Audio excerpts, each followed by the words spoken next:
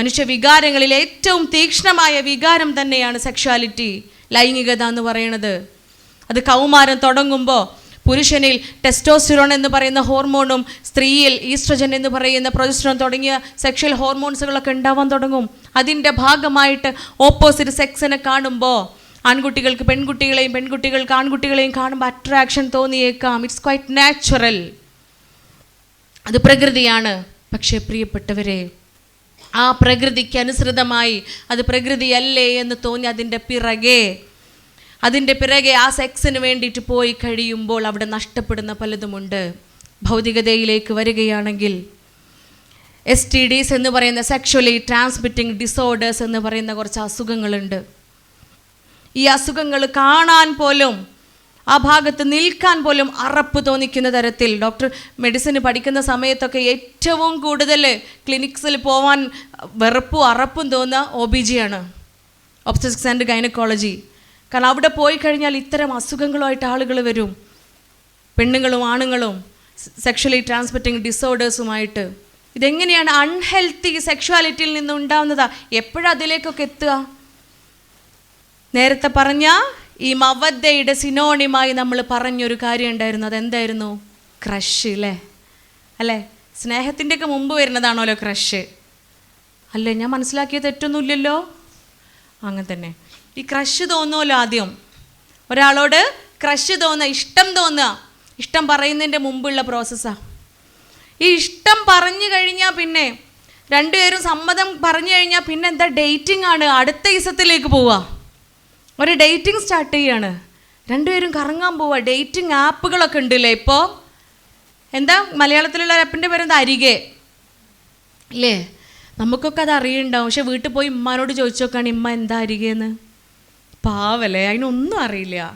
അമ്മക്കും അപ്പക്കും അറിയില്ല അരികെ എന്താന്ന്. ഇതിനെയാണ് പല കുട്ടികളും, മക്കളെ ഞാൻ ഒരിക്കലും ജനറലൈസ് ചെയ്യുകയല്ല, നിങ്ങളൊക്കെ ഒറ്റപ്പെടുത്താമെന്ന് തോന്നരുത്. എൻ്റെ ക്ലിനിക്കൽ അനുഭവങ്ങൾ എനിക്ക് നൽകുന്ന പാഠങ്ങൾ ഇങ്ങനെയാണ്. ഒരു ഉമ്മ വന്ന് പറഞ്ഞത് എന്താണെന്നറിയോ? ആ ഉമ്മ ഒട്ടും പൈസ ഇല്ലാത്ത പാവപ്പെട്ടൊരു വീട്ടിൽ നിന്നാണ് വരുന്നത്. അത്രയും കഷ്ടപ്പെട്ട് അത് ആരാൻ്റെ വീട്ടിൽ പണിയെടുക്കാൻ പോവുക, പാത്രം കഴുകാൻ പോവുക, അതൊക്കെ ഒഴിവാക്കി പൈസയൊക്കെ ഒഴിവാക്കിയിട്ട് ക്ലിനിക്ക് കൊണ്ടുവരും കുട്ടീനെ. നിരന്തരം എല്ലാ ആഴ്ചയും കൊണ്ടുവരും.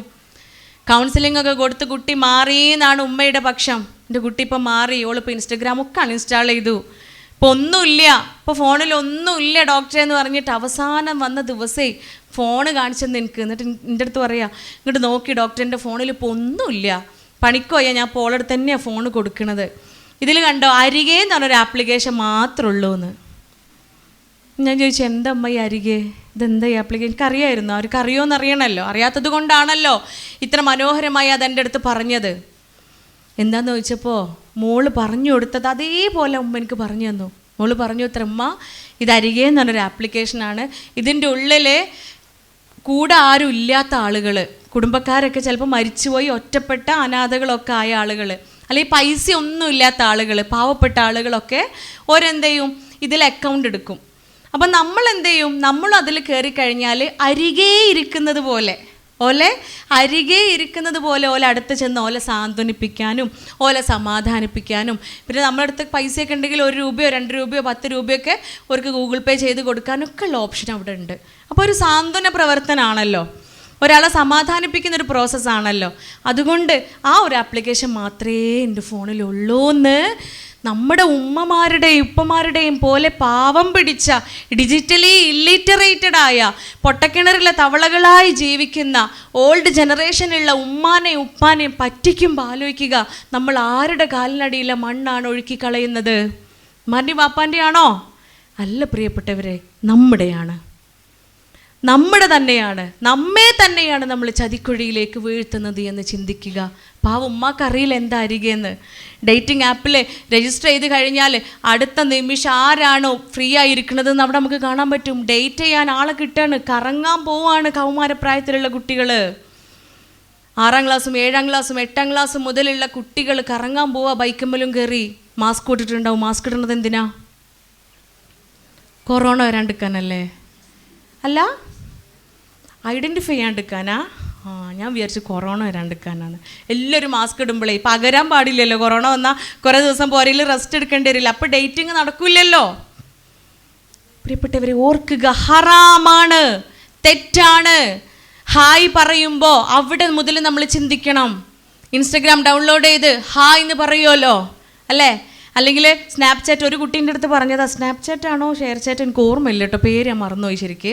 ആ കുട്ടീൻ്റെ അടുത്ത് വന്നിട്ട് പറയുക, ഡോക്ടറെ ഇനി നിങ്ങൾ രഹസ്യമായിട്ട് പറയാം, ആൺകുട്ടിയാണ്, ഇനി നിങ്ങൾ ചാറ്റ് ചെയ്യുമ്പോഴേ സ്നാപ്ചാറ്റിൽ കൂടെ ചാറ്റ് ചെയ്താൽ മതി കേട്ടോ എന്ന്. അപ്പോൾ എന്തേന്ന് ചോദിച്ചു. സ്നാപ്ചാറ്റിൽ ഡിലീറ്റ് ചെയ്താലേ ആർക്കും പിന്നെ അത് തിരിച്ചെടുക്കാൻ കഴിയില്ല എന്ന്. അങ്ങനെ ഉണ്ടോ? സ്നാപ്ചാറ്റിൽ ഡിലീറ്റ് ചെയ്താൽ, അപ്പോൾ ഞാൻ സൈബർ സെല്ലിൽ പോയാലോ എന്ന് ചോദിച്ചു അവനോട്. സൈബർ സെല്ലിൽ പോയിട്ടും കാര്യമില്ല, അത് തിരിച്ചെടുക്കാൻ പറ്റൂല ഇത്തെ മെസ്സേജസ് ഒന്നും. ഇത്ര വിദഗ്ധരാണ് ആര്? നിങ്ങൾ സംഗതി രാജ്യമ്പോൾ മയക്കും മുടിച്ച് നിൽക്കണ്ടെങ്കിലും നിങ്ങൾ അത്ര അറിവുണ്ടോ ഈ വിഷയത്തിൽ? ഉണ്ടോ? ഇല്ല. നിങ്ങളെ പോലെയുള്ള കുട്ടികൾ പഠിപ്പിച്ച് തരുന്നതാണ് ഇതൊക്കെ. പക്ഷേ അത് ചെയ്യുമ്പോൾ നമ്മൾ ആലോചിക്കണം, ഞാൻ ഈ പറ്റിക്കുന്നത് എൻ്റെ ഉമ്മാനെ ഉപ്പാനെ അല്ല, എന്നെ തന്നെയാണ്. ആരും കാണാത്തിടത്തും എൻ്റെ റബ്ബിനെ കാണാനുണ്ട്. നിങ്ങൾ കേട്ടിട്ടുണ്ടാവും ഈ അടുത്തൊരു വാർത്ത, കമിതാക്കൾ രണ്ടുപേരും വയനാട്ടിലേക്ക് ടൂർ പോയതാ, താമരശ്ശേരി ചുരത്തിൽ വെച്ച് ആക്സിഡൻ്റായി മരിച്ചു. ബൈക്ക് ആക്സിഡൻ്റായി, രണ്ടുപേരും ബെസ്റ്റീസാണ് അല്ലേ, ലവ് ചെയ്യുന്നവരാണ്. ഇവർ രണ്ടുപേരും ഡേറ്റിങ്ങോ ലിവിങ് ടുഗദറോ കൊഹിബിഷനോ ഒക്കെ ചെയ്യുന്ന ആളുകളാ. ടൂർ പോയതാ, അമ്മയും വാപ്പയൊന്നും അറിയാതെ, വേറെ 2 ജില്ലകളിലുള്ള കുട്ടികളാണ്. മരിച്ചു, ആക്സിഡൻ്റായി, ബൈക്ക് ആക്സിഡൻ്റായി മരിക്കുക. പരലോകം എന്താണെങ്കിലും ഇല്ല അല്ലേ, കാരണം ഹറാമാ ചെയ്യുന്നത്. അന്യനായ ഒരു പുരുഷനെ തൊടുക എന്ന് പറയുന്നത്, അന്യനായ ഒരു പുരുഷനെയോ സ്ത്രീയെയോ പരസ്പരം സ്പർശിക്കുക, പുരുഷൻ സ്ത്രീയെയോ സ്ത്രീ പുരുഷനെയോ സ്പർശിക്കുക എന്ന് പറയുന്നത് നിങ്ങളുടെ തലയിൽ ആണി അടിച്ചിറക്കുന്നത് പോലെയാണ് എന്ന് അഷ്റഫുൽ ഹൽക്ക് പ്രവാചകൻ കരീം സല്ലല്ലാഹു അലൈഹി വസല്ലമ നമ്മെ പഠിപ്പിച്ചിട്ടുണ്ട്. സ്പർശിക്കുന്നത് പോലും, നമുക്ക് ഷെയ്ക്കാൻഡും പോലെ ഹഗ് ചെയ്യണമല്ലേ ഇപ്പോൾ, അല്ലേ? ഷെയ്ക്കാൻഡ് കൊടുത്താലും പോലെ ഹഗ് ചെയ്യണതാണ് ഇപ്പോൾ ഫാഷൻ. കൂടുള്ളവർ ഹഗ് ചെയ്തോട്ടെ, കൂടുള്ളവർ എന്താ വെച്ചാൽ ചെയ്തോട്ടെ, ഞാനില്ല.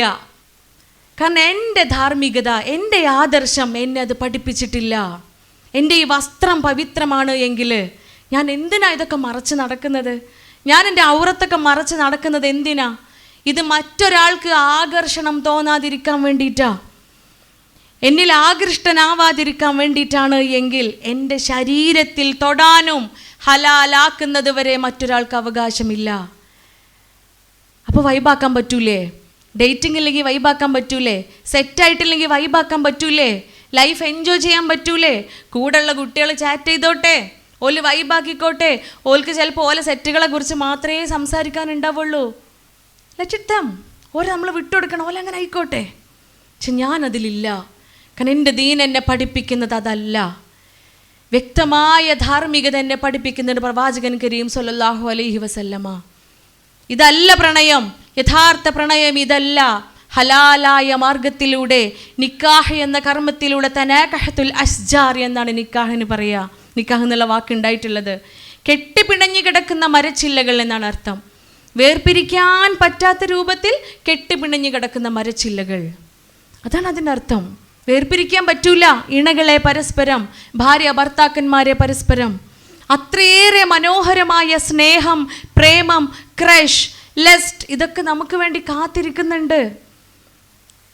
നിങ്ങൾ നേരത്തെ പറഞ്ഞ ഏത് ടെർമിനോളജി ഉപയോഗിച്ചാലും അത്രയേറെ മനോഹരമാണ് വിവാഹബന്ധം എന്ന് പറയുന്നത്. അപ്പം അതിൻ്റെ മുൻപേയുള്ള ബന്ധങ്ങളിലേക്ക് പോയി കഴിയുമ്പോൾ നഷ്ടങ്ങളെ കൂടുതലും കണ്ടുവന്നിട്ടുള്ളൂ. നഷ്ടങ്ങൾ മാത്രമേ അനുഭവിക്കേണ്ടി വന്നിട്ടുള്ളൂ. അതങ്ങ് തലക്ക് പിടിച്ചു കഴിഞ്ഞാൽ പിന്നെ ചുറ്റുള്ളതൊന്നും കാണൂല എന്നറിഞ്ഞില്ലേ? ചുറ്റുള്ള ആരെ ആദ്യം കാണാണ്ടിരിക്കാന്നറിയാം? ഉമ്മാനെയും വാപ്പാനെയും. ഉമ്മാനെയും വാപ്പാനെയും ബന്ധങ്ങളെ നമ്മൾ മറന്നു പോകും. ഹായിലായിരിക്കും തുടങ്ങുക, പക്ഷെ ഹലോയിൽ അവസാനിക്കണില്ല. പിന്നെ പേഴ്സണൽ കാര്യങ്ങൾ സംസാരിച്ച് തുടങ്ങുകയാണ്. അവിടെ ഇഷ്ടം പരസ്പരം പറയുകയാണ്. എന്താ ഇപ്പം ഞാൻ സ്നേഹിക്കുന്ന ആളല്ലേ, നിരന്തരം മെസ്സേജ് അയക്കുന്നതിന് എന്താ? ചിന്തിക്കണം. വിരലുകൾ കൊണ്ട് ചെയ്യുന്ന വ്യഭിചാരമാണ്, മനസ്സുകൊണ്ട് ചെയ്യുന്ന വ്യഭിചാരമാണ്, ഹൃദയം കൊണ്ട് ചെയ്യുന്ന വ്യഭിചാരമാണത്. തെറ്റ് ചെയ്യരുത് എന്ന് പറഞ്ഞെടുത്ത പ്രവാചകൻ വീണ്ടും ഓർമ്മിപ്പിച്ചിട്ടുണ്ട്, തെറ്റ് ചെയ്യാനുള്ള സാഹചര്യങ്ങളിൽ നിന്ന് കൂടി നിങ്ങൾ വിട്ടു നിൽക്കുക. ഉമ്മമാർക്ക് കണ്ടുപിടിക്കാൻ കഴിയില്ല, ഇല്ലേ? ഒരു ഉമ്മ വന്ന് പറഞ്ഞത്, ഡോക്ടർ എൻ്റെ ഫോണിൽ ഇൻസ്റ്റഗ്രാം ഒന്നും ഇല്ല കേട്ടോ, എൻ്റെ കുട്ടി ഇപ്പോൾ പെർഫെക്റ്റ് ആയിട്ടുണ്ട് എന്ന്. ചെക്ക് ചെയ്ത് നോക്കുമ്പോൾ ഹൈഡ് ചെയ്ത് വെച്ചിട്ടുണ്ട് 4 ഇൻസ്റ്റഗ്രാം അക്കൗണ്ടുകൾ. ആ 4 അക്കൗണ്ട് കൂടെ 40-ലേറെ ആളുകളോട് ചാറ്റ് ചെയ്യുന്നുണ്ട്. It's called borderline personality disorder. അതൊരു മാനസിക രോഗമാണ് പ്രിയപ്പെട്ട മക്കളെ. നമ്മൾ ഫ്രണ്ട്സിന് പറഞ്ഞു കൊടുക്കുക. 9ാം ക്ലാസ് ആയപ്പോഴത്തേനെ 13 കുട്ടികളെ പ്രണയിച്ചൊരു പെൺകുട്ടിനെ ഞാൻ കൗൺസിൽ ചെയ്തിട്ടുണ്ട്. 9ാം ക്ലാസ്സിൽ എത്തിയപ്പോഴത്തേന് 13 പ്രേമങ്ങൾ അവസാനിപ്പിച്ചൊരു പെൺകുട്ടി എൻ്റെ അടുത്ത് വന്നുകൊണ്ടിരിക്കുമ്പോൾ സൈമുൾട്ടാനിയസ്ലി 2 പ്രണയങ്ങൾ വേറെയുണ്ട്. ഇതെന്ത് ചെയ്യണമെന്നറിയോ? മെസ്സേജ് അയക്കുക, കോപ്പി പേസ്റ്റ് ചെയ്യുക. എല്ലാവർക്കും copy paste. It's border line personality disorder. അതൊരു മാനസിക രോഗമാണ്. നമ്മൾ ചിന്തിക്കണം, ഞാൻ ആ രോഗിയാണോ, ഞാൻ ആ മാനസിക രോഗിയാണോ? നമ്മൾ ആലോചിക്കണം, എത്ര രോഗികളുണ്ട് ഈ കൂട്ടത്തിൽ എന്നുള്ളത് നമ്മൾ സ്വയമേ ഒന്ന് വിലയിരുത്തുക. എൻ്റെ കൂട്ടുകാരി അത്തരം ഒരു രോഗിയാണോ? അവളെ ചികിത്സിക്കണം, അവൾക്ക് ചികിത്സ കൊടുക്കണം. ഇത് ദിവ്യ പ്രണയമൊന്നുമല്ല. നമ്മളെ ഭംഗി കണ്ട്, നമ്മളെ ചൊറുക്കണ്ട്, ഓ ഓളെ കണ്ണ് കണ്ടോ, ഭയങ്കര മോഹവാക്കുകളായിരിക്കും പറയുക. എൻ്റെ കണ്ണ് കാണാൻ എന്ത് രസമാണ്, എൻ്റെ ചിരി കാണാൻ എന്ത് ഭംഗിയാ, എൻ്റെ ആറ്റിറ്റ്യൂഡ് ഉണ്ടല്ലോ, അത് വൈബാട്ടോ, ഒരു രക്ഷയില്ല അല്ലേ? ഇങ്ങനെയൊക്കെ പറഞ്ഞ് നമ്മളെ മോട്ടിവേറ്റ് ചെയ്യും, അവരുടെ അട്രാക്ഷൻ നേടിയെടുക്കാൻ വേണ്ടിയിട്ട്. മനസ്സിലാക്കുക, ഓർക്കുക, ശരീരത്തിന് വേണ്ടി മാത്രമുള്ള പ്രണയമാണെന്ന്. കാരണം നമുക്ക് തോന്നുന്നത്, എന്താപ്പോ ഞാൻ പ്രേമിക്കുന്നവനല്ലേ, എന്താ പോനൊന്ന് കാണാൻ പോയാൽ, കാണുന്നല്ലേ ഉള്ളൂ. കണ്ണുകൊണ്ട് ചെയ്യുന്ന വ്യഭിചാരമാണ്. അടുത്ത ദിവസം നമ്മുടെ സബ് കോൺഷ്യസ് മൈൻഡ് തന്നെ നമ്മുടെ ഉള്ളിൽ തോന്നിപ്പിക്കും.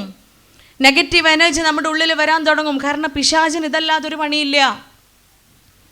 ശൈത്താൻ്റെ പണി എന്താ? മനസ്സിൻ്റെ ഉള്ളിൽ ഫിത്തുന ഉണ്ടാക്കുകയാണ്. പിശാച് മോട്ടിവേറ്റ് ചെയ്യും. ആരും ഇല്ലല്ലോ കാണാൻ, ഈ പൊയ്ക്കോ, ആരും ഇല്ലല്ലോ കാണാൻ, ഈ പൊയ്ക്കോ എന്ന് പറഞ്ഞ് ഈ പറഞ്ഞ പോലെ പോകും, ടൂറ് പോകും, ഓൻ്റെ കൂടെ ബൈക്കുമിലിരുന്ന് യാത്ര പോകും. പ്രിയപ്പെട്ടവരെ, ആ പെൺകുട്ടി ആൺകുട്ടി മരിക്കുന്ന സമയത്ത് പോലും പാവം എന്ന് പറയാനോ അവർക്ക് വേണ്ടി പ്രാർത്ഥിക്കാനോ ഒരു മനുഷ്യനും ഉണ്ടായിട്ടുണ്ടാവില്ല. കാരണം പ്രിയപ്പെട്ട ഉമ്മാനെയും വാപ്പാനെയും നാട്ടുകാർക്ക് മുൻപിൽ, കുടുംബങ്ങൾക്ക് മുൻപിൽ മാനം കെടുത്തി പോയ കുട്ടികളാ. ഉമ്മയും വാപ്പയും പോലും അവർക്ക് വേണ്ടി ഒരു തുള്ളി കണ്ണുനീരൊഴുക്കിയിട്ടുണ്ടാവില്ല. ഇഹലോകവും ഇല്ലാണ്ടായി, പരലോകവും നശിച്ചു. ഇനിയല്ല, നമ്മളെ പ്രസവിച്ച് വളർത്തി വലുതാക്കിയ ഉമ്മയും വാപ്പയാ. നമ്മൾ കാരണം അഭിമാനിക്കണം, നമ്മൾ കാരണം തലയുയർത്തി നടക്കണം അവര്. അതിന് ഹറാമിലേക്ക് പോവാതിരിക്കുക. ഇത് തലയ്ക്ക് പിടിച്ച തുടക്കത്തിലൊന്നും നമുക്ക് മനസ്സിലാവില്ല, ദിവസങ്ങൾ കഴിയും, സ്നേഹം അങ്ങ് ഹൃദയത്തിലേക്ക് ആഴ്ന്നിറങ്ങാൻ തുടങ്ങും. അവസാനം കല്യാണത്തിനോട് അടുക്കുമ്പോഴേ ഇരിക്കും, കെട്ടിച്ചു കൊടുക്കാൻ പറ്റൂല, ലഹരി ഉപയോഗിക്കുന്നുണ്ട്, കുടുംബം കൂട്ടും മാച്ചല്ല, ഒരിക്കലും കല്യാണം കഴിപ്പിച്ച് കൊടുക്കാൻ കഴിയാത്ത ബന്ധമാണ് എങ്കിൽ നിങ്ങൾ ഓർക്കണം. കൗൺസിലിങ്ങിൽ വരുമ്പോൾ ഒരു കുട്ടികൾ പറയണത്, ഒരു ചെക്കനെ കുറിച്ച് പറഞ്ഞു, അവർ കള്ളുടിക്കും. ഇവളോട് പറഞ്ഞിട്ട് എത്ര അവൾ വിശ്വസിക്കുന്നില്ല. പ്രേമം അങ്ങനെയാണല്ലോ, ഏറ്റവും നന്മകൾ, ഏറ്റവും പോസിറ്റീവ് സ്വഭാവത്തെ മാത്രമേ പുറത്ത് കാണിക്കുള്ളൂ. രണ്ടുപേരും അതെ, നല്ല സ്വഭാവങ്ങൾ മാത്രമേ രണ്ടുപേരും അങ്ങോട്ടും ഇങ്ങോട്ടും എക്സ്പ്രസ് ചെയ്യുള്ളൂ. നെഗറ്റീവ് സ്വഭാവങ്ങളൊന്നും അങ്ങോട്ടും ഇങ്ങോട്ടും കാണിക്കില്ല, ചീത്ത സ്വഭാവങ്ങളൊന്നും അങ്ങോട്ടും ഇങ്ങോട്ടും കാണിക്കില്ല. ഇനി അഥവാ കാണിച്ചാലും അതൊക്കെ സഹിക്കാനും പൊരുത്തപ്പെടാനുള്ള ശേഷിയിലേക്ക് നമ്മളെ എത്തിക്കും. അത്ര വലിയൊരു വികാരമാണ് പ്രേമം എന്ന് പറയുന്നത്. അതിലേക്ക് എത്തിക്കും. അപ്പോൾ അതൊക്കെ പൊരുത്തപ്പെട്ട് കൊടുക്കും നമ്മൾ. ഈ കള്ളു കുടിക്കുന്ന ഉമ്മയും വാപ്പയും പറഞ്ഞിട്ട് അവൾ വിശ്വസിച്ചില്ല. അവസാനം എവിടുന്നോ ഒരു CCTV ഫൂട്ടേജൊക്കെ കൊണ്ടുവന്ന് അവൻ കള്ളു കുടിക്കുന്നത് സൂം ചെയ്ത് കണ്ടോക്ക് മനസ്സിലായി, ഓൻ തന്നെയാണ് കുടിക്കുന്നത്. കണ്ടു കഴിഞ്ഞപ്പോൾ എൻ്റെ അടുത്ത് പറഞ്ഞ മറുപടി എന്താണെന്നറിയോ? സാറില്ല ഡോക്ടറെ, അതൊക്കെ ഞാൻ കല്യാണം കഴിഞ്ഞിട്ട് മാറ്റിയെടുത്തോളാം എന്ന്. കള്ളുകുടിയൊക്കെ കല്യാണം കഴിഞ്ഞിട്ട് ഞാൻ മാറ്റിയെടുത്തോളാം. How brave she is. ആലോചിച്ച് നോക്കി, ഓൾ എത്ര ധൈര്യവതിയാണ്. ഓളെ ധൈര്യമാണത് കല്യാണം കഴിഞ്ഞിട്ട് മാറ്റിയെടുക്കാന്നേ. ഏതെങ്കിലും ആണുങ്ങൾ, ഏതെങ്കിലും മനുഷ്യന്മാർ കല്യാണം കഴിഞ്ഞിട്ട് കുടി മാറ്റിയിക്കണ, കുടീൻ്റെ കൂടെ അടിയും കൂടെ തുടങ്ങുന്നല്ലാണ്ട് കുടി മാറ്റൂല. വ്യാമോഹമാണ് അവളുടെ, അത് വ്യാമോഹമാണ്. കാരണം ആ വികാരം അത്രയും തീക്ഷ്ണമായി മനസ്സിൻ്റെ ഉള്ളിൽ കൊണ്ട് നടക്കുക. ബിക്കോസ് ഓഫ് ലാക്ക് ഓഫ് ദീനിൻ്റെ കുറവാ, ഇസ്ലാമിൻ്റെ കുറവാണ്, സ്പിരിച്വാലിറ്റിയുടെ കുറവാണ്. നമുക്കൊരു ഐഡിയോളജി ഉണ്ട്, ഇസ്ലാം ഈസ് എൻ ഐഡിയോളജി. ആ ഐഡിയോളജി അനുസരിച്ച് ഇതൊന്നും നമ്മുടെ വൈബുകൾക്ക് അഗെയിൻസ്റ്റ് അല്ല. ഔറത്ത് മറച്ച് നല്ല വസ്ത്രം ധരിച്ച് നടക്കുന്നത് വൈബിനെതിരല്ല. ആൺകുട്ടികളുടെ ശരീരത്തിൽ തൊടാതെ ഫ്രണ്ട്ഷിപ്പ് കീപ്പ് ചെയ്യുന്നത് വൈബിൻ്റെ കുറവല്ല. ലൈഫിൻ്റെ എൻജോയ്മെൻറ്റ് പോകുന്നില്ല. ഹറാമിലേക്ക് പോവാതിരിക്കുന്നത്, ലൈഫിൽ എൻജോയ്മെൻറ്റ്സ് കട്ടാവുന്നില്ല. ഇതൊക്കെ ശീലിച്ചുകൊണ്ടും ഇതൊക്കെ ജീവിതത്തിൻ്റെ ഭാഗമാക്കിക്കൊണ്ടാണ് ലൈഫ് എൻജോയ് ചെയ്യേണ്ടത്. പ്രിയപ്പെട്ടവരെ, പഠിക്കാനുള്ള സമയമാണ്, പഠിക്കേണ്ട സമയമാണ്, ഭാവന സുന്ദരമാക്കേണ്ട സമയമാണ്. അതിവിടെ കിട്ടുള്ളൂ. 10ാം ക്ലാസ് ഇനി വരൂല, +1 +2 ഇനി വരൂല, ഇനി സമയം കിട്ടൂല, ഡിഗ്രി ഇനി വരൂല. നല്ല പ്രൊഫഷൻ നേടിയെടുത്ത് സ്വന്തം കാലിൽ നിൽക്കത്തക്ക രൂപത്തിൽ നമ്മളെ മോൾഡപ്പ് ചെയ്തെടുക്കേണ്ട സമയമാണ്. അവിടെ ഇത്തരം ചിന്തകളിലേക്ക് പോകുമ്പോൾ പഠിച്ചിട്ടില്ലെങ്കിലും എന്താ?